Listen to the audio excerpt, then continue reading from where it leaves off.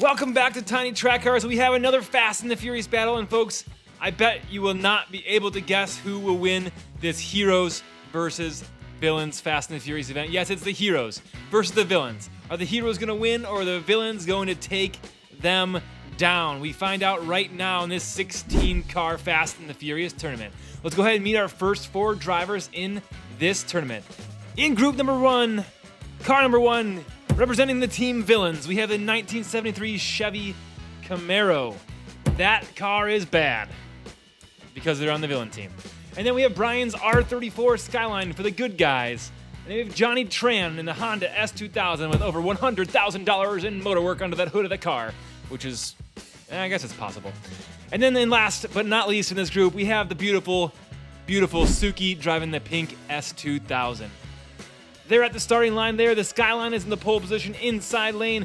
Camaro on the outside lane. The Skyline is going to get to the first, I was going to say to the jump first, but there is no jump in this version of the track. However, it is back and you'll be able to see it in the next race. This one does not have a jump in this version of the TTC Open Circuit.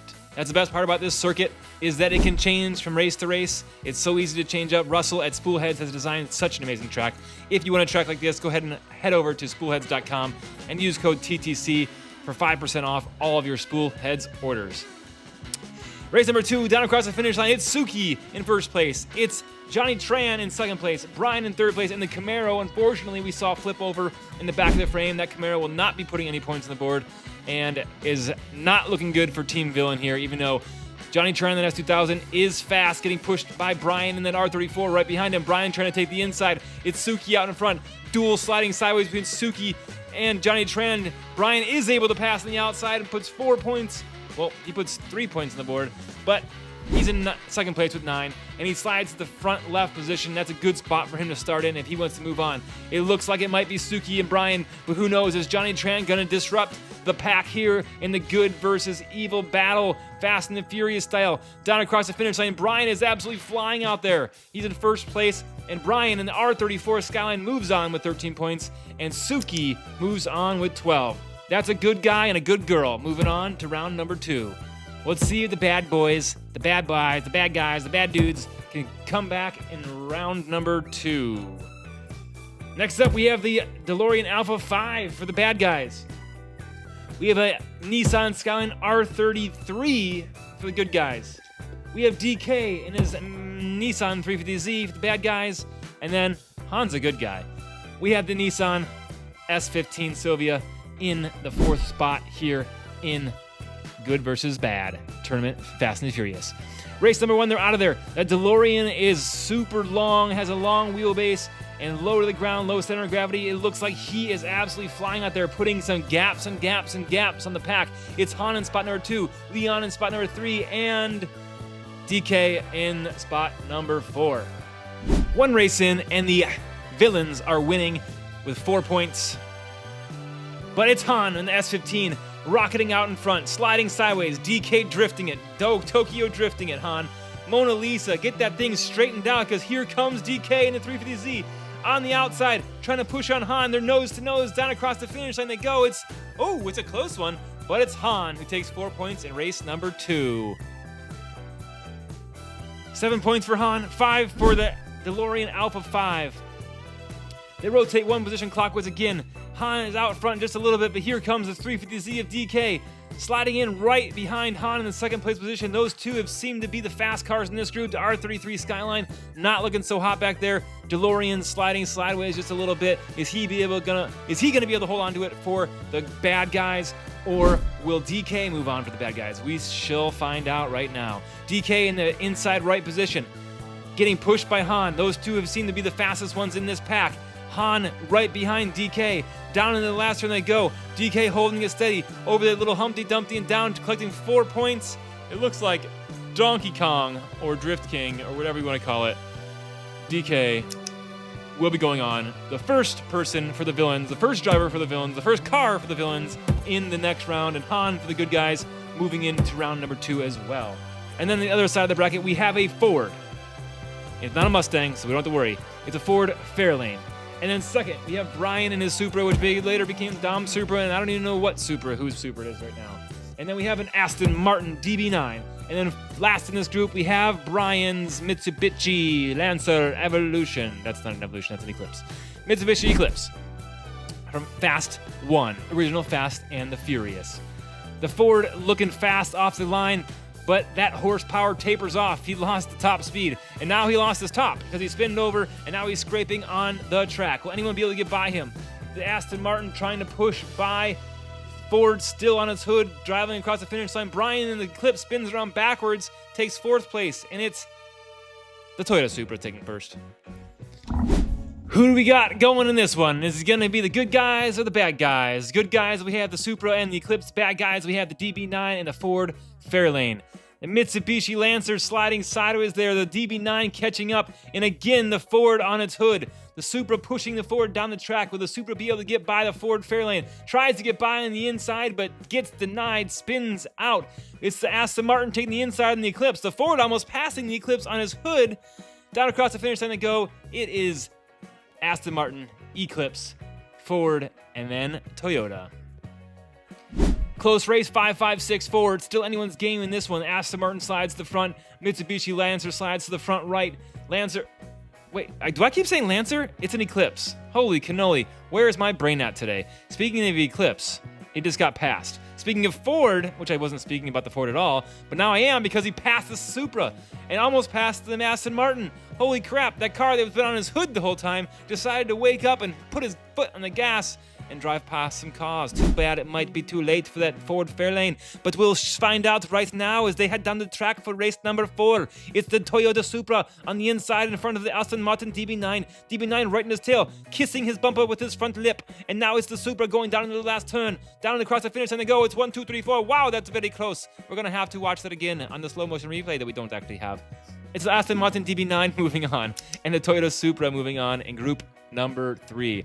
I'm not sure what accent that was. If you guys have any idea what part of the world I might be coming from with that accent, let me know in the comments. Yes, that's a first here, folks. That is a premium Dodge Viper from Tokyo Drift. Heck yeah, it is. And then it's Jesse's Jetta. He's driving for the good guys, even though Jesse's questionable.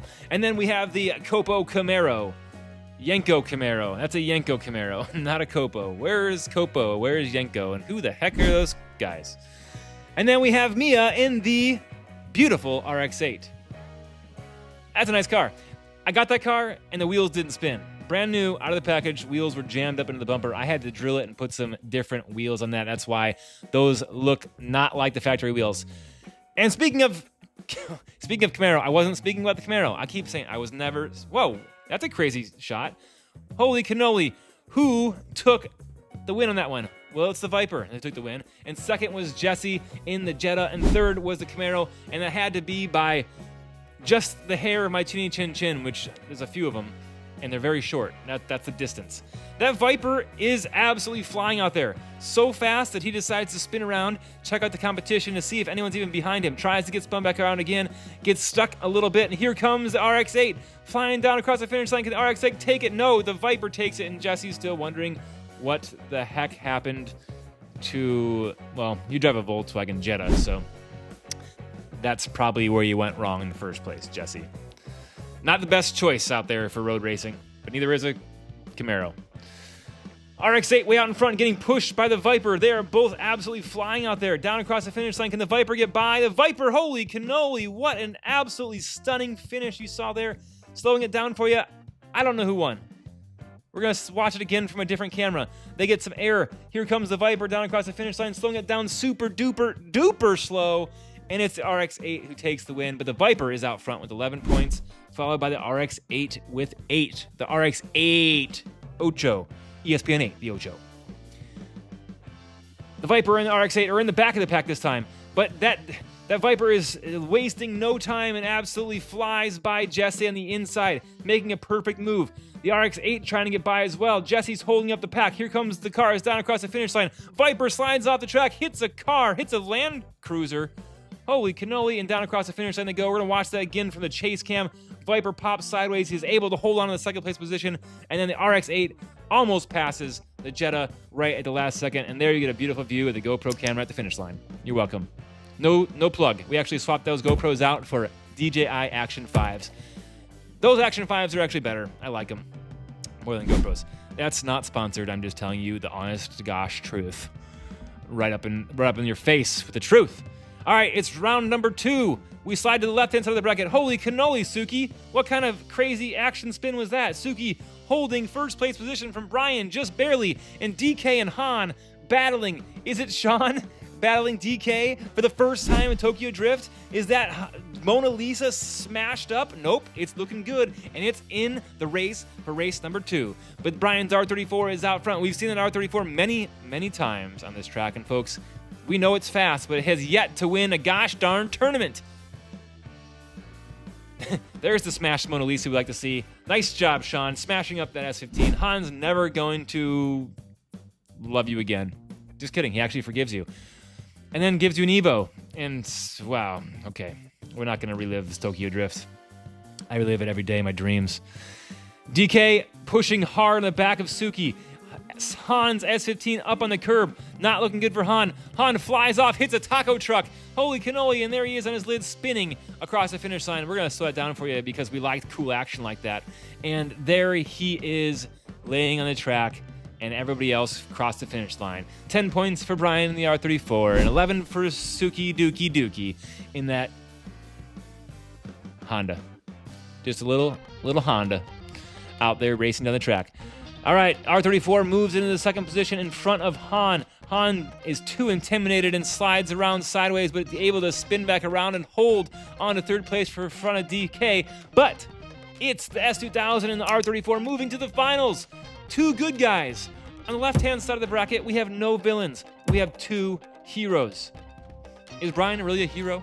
He's a cop. Brian, you a cop? No, man, I'm not a cop. Mia, I'm a cop. Hey, you, Brian!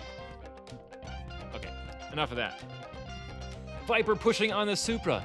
Down across the finish line, that Supra is holding on to everything he has. Literally everything he has to keep the first place. And yes, he takes it. He holds on. He blocks that Viper with every ounce of muscle, every inch of, I don't even know, all his stuff. Yeah, all of his stuff was blocking the Viper. And holy crap, that Viper just whipped around that corner faster than a Banshee out there.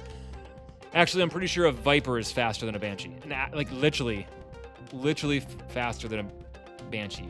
Are we talking about the animal Banshee or the Yamaha Banshee, the 4-wheeler, the 2-stroke thing, you know? I used to have one of those back in the day. I used to race motocross on it. Not the best motocross 4-wheeler. Luckily, I sold it, bought a 400EX, which later I did a 450 conversion on it. Much better.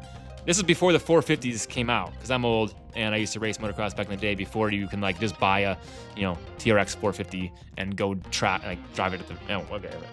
No one cares about my past. Let's just watch diecast racing and watch to see if the heroes or the villains will come out on top. That Camaro is out in front, getting pushed by the Viper. That Camaro has never went so fast in his life. That Viper is absolutely pushing hard out there, spinning around. That Viper might be the fastest car we've seen on the track in this tournament, but folks, we see it is squirrely. All right, and then on the right-hand side of the bracket, we have 2 villains moving on. We have the Dodge Viper. Make it interesting, Clay. And then we also have the Yenko Camaro in the finals. It's an R34, it's a S2000, it's a Camaro, and it's a Viper. We are out of there. Suki in the S2000, or whoever's driving that. Hopefully it's Suki. And the Camaro pulls in a second in front of Brian in the Skyline, and the Viper, who we thought was going to dominate this field, is absolutely doing nothing out there. He gets DNF. He slides sideways. He is out of it for race number 1. He's going to need a lot of stinking points to come back if he wants to come back from a DNF, a 0. Speaking of getting a lot of points, that Viper is flying. He means business, and he wants to put some points on the board. The Yenko Camaro right behind him. Brian in the R34 behind him. The Yenko Camaro pushing hard on that Viper, and 2, 3, 4 across the finish line just like that. But it's the Viper taking 4 points and catching up to Brian in the Skyline. Holy cannoli, Suki was up underneath that Camaro.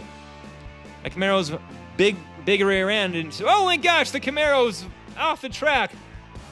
Just catapults himself fully off the track. He just yeeted himself off of the track. And then Suki makes an epic move. Whoa! Up on 2 wheels, passing that Dodge Viper on the inside, sliding up on the curb and across the finish line. You go get him, Suki! Yeah! Woo! final race, we have Suki in front with 9 points, and she's in the great track position to put some more points on the board. Camaro getting pushed by the Viper. They're out in front. Camaro comes out of that turn just slightly ahead. Viper getting pushed by Suki. The Viper needs to get ahead of Suki. But it's Brian getting ahead of the Viper. Down across the finish line, Suki takes second. What does that mean for the points? It's Suki, Dookie Bookie, who takes the win in the Fast and the Furious Heroes versus Villains tournament and puts some points on the board for the Villains. Congratulations, Villains. You beat the Heroes.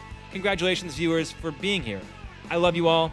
If you want to watch more of my videos, click that video right in the middle of the screen. Thank you.